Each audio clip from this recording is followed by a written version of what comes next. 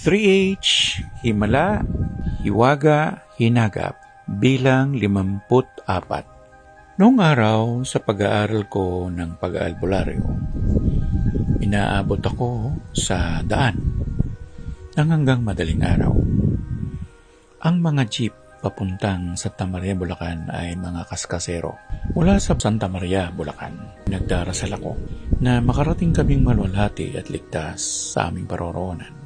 Hindi ko alam kung hinagap o panaginip. Nakita ng dalawang mata ko na tumaob ang jeep na sinasakyan namin. Pero naalimpungatan ako. Parang nakatulog yata ako.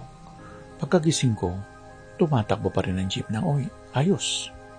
Pero ang alam ko, may nangyaring himala ng mga oras na yun. Pagbaliktad pa lang ng jeep, meron ng subalo doon at maaaring yung dinarasal ko ang tumulong.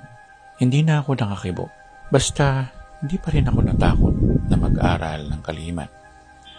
Sana magsilbing aral itong kwentong ito, lalo na sa mga naggugustong malaman ng kalihim at mabiyayaan sila ng biyayang makalangit.